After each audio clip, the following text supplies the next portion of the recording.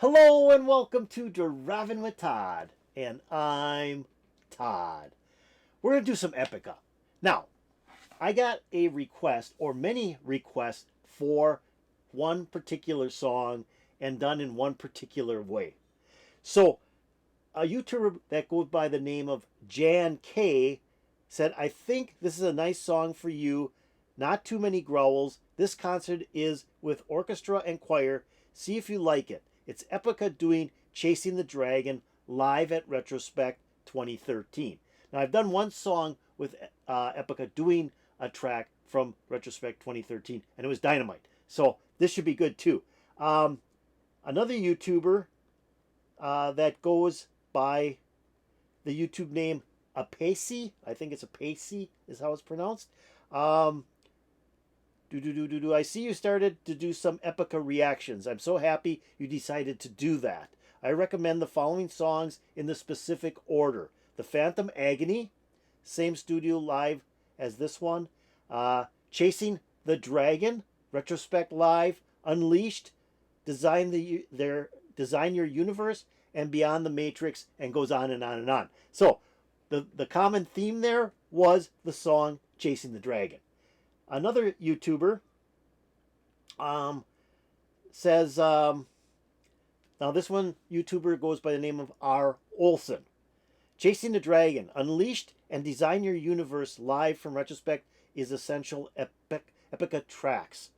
Like literally the essence of Epica. So I'm sure I got several more commenters suggesting Chasing the Dragon, but those were three that were just recent. So I thought, okay, people want to hear that song. I don't know if I've ever heard that song. I might have.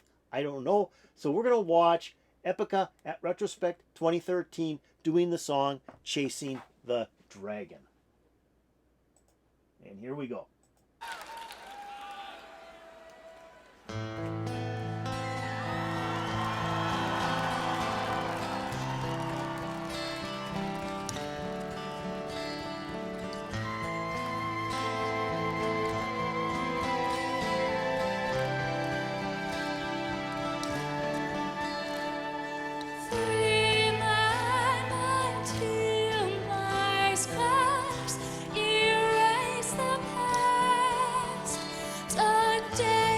To forget and memories to last in my heart. Free me now, make me forget and forgive. There's no use to go. Show me a way to the sun. Heal my scars. Nothing will be forever gone. Memories will stay. And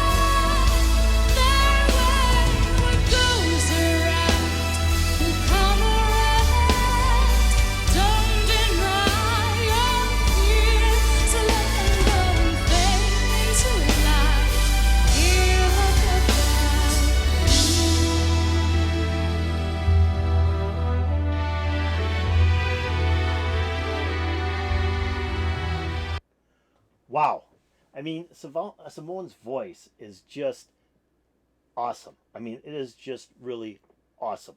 She has such a great range on her voice. And now this one doesn't sound as operatic as some of the songs that I've heard by Epica. This one sounds more of a straight rock song with her voice just reaching a lot of really high notes in her vocals. And so far, the band itself has been very like low key. They started out with acoustic guitar, and it's there, but it's not like overtaking anything.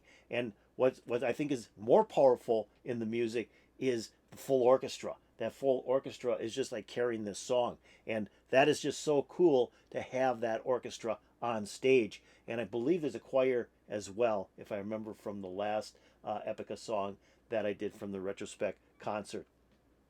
But I think between Simone's voice and the orchestra, that's carrying this song. And you've got these two ladies here that are climbing up those drapes, or those they're not really ropes, but kind of cloth ropes, and doing acrobatic things. I'm not so sure you really need that, because I think everything else that's going on stage is just so perfect. It's just so well done. So let's get the song going again and hear where this goes. And I don't know if I've ever heard this song before. It doesn't sound familiar.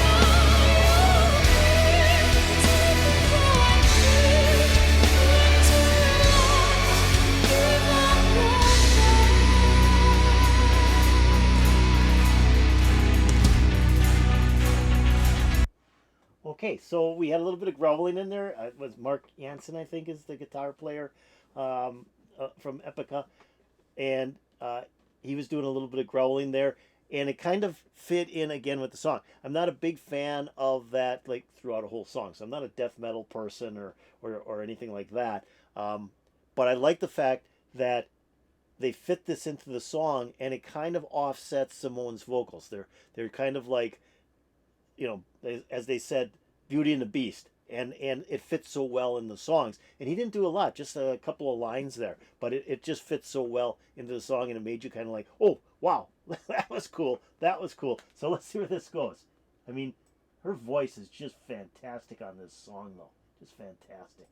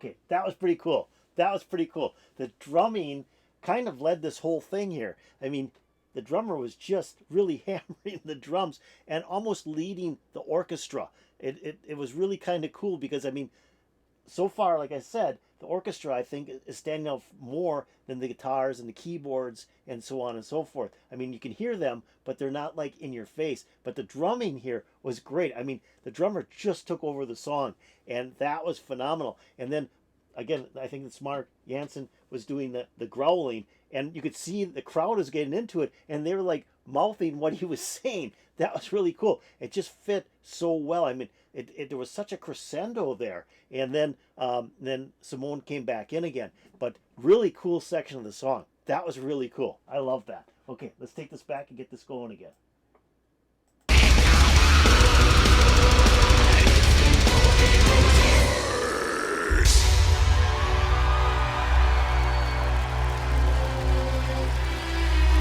Eindhoven, friends, show me your hands, everybody.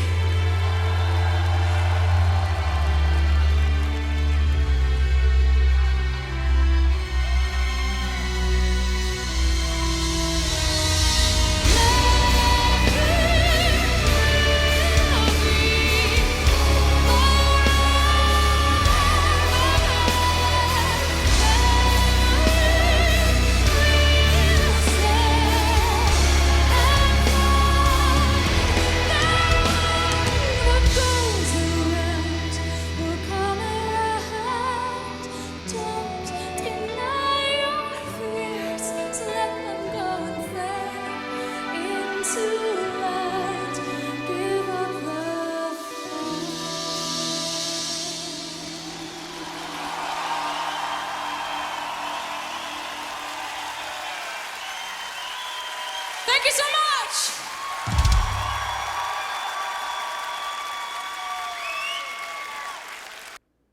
Okay, that was pretty wild. The other thing I wanted to point out when I stopped it before, and it slipped my mind, was the choir. I mean, the choir was really like adding so much atmosphere to the vocals because Simone was singing, but that choir was there just filling in the rest of the vocals. It was just really cool. And then I believe the group started singing as well, in parts of it as well, where they were singing some of the backup lines. But that choir was phenomenal. The way it just kind of took over the song. I mean, I think what really made this song, as I mentioned before, was the orchestra. I mean, that full orchestra just sounded phenomenal. And then that choir at the end here, probably the last 2 minutes of the song, was just really dominating as well. And then you had Simone, her vocals were dynamite. And again, not so much symphonic. This was, to me, kind of just like a rock song. And she was just singing a rock song. I mean, it was kind of like, you know, she was just using her voice and she was singing this thing along. It wasn't like it was over the top, you know, trying to make it sound like an operatic song or anything. It was just a rock song, which was kind of cool. And then, you know, Mark Jansen throwing in some of the growls in there. That was really cool. I didn't expect that because I thought this was one of the songs where he wasn't doing that. But I didn't mind it. It fit into the song so well, especially at the end where he was doing that long piece. The crowd was just going nuts. They were loving it. So that's the main thing. If you're getting the crowd excited and you're turning the crowd on with what you're doing, that's what it's all about. Making sure that the crowd is happy with your performance, and they knocked it out of the park, I think, on this performance. It was really great. So I hope you enjoyed this. I hope you enjoyed Epica doing Chasing the Dragon live at the Retrospect 2013. If you did, hit that like button. That'd be really cool. If you have any comments about Epica Chasing the Dragon live at Retrospect 2013, put that in the comments. That'd be so cool. And if you haven't done so, please subscribe to my channel. If you've been watching my channel and you've been enjoying what I've been doing, please subscribe. That'd be so cool. And then go over here, ring that bell to get updates to my latest videos. This was neat. I just really liked it. I mean, this is the second video I've now seen from this concert, and it is great. And the crowd is just eating it up. So I loved it. I hope you loved it. And peace out, baby.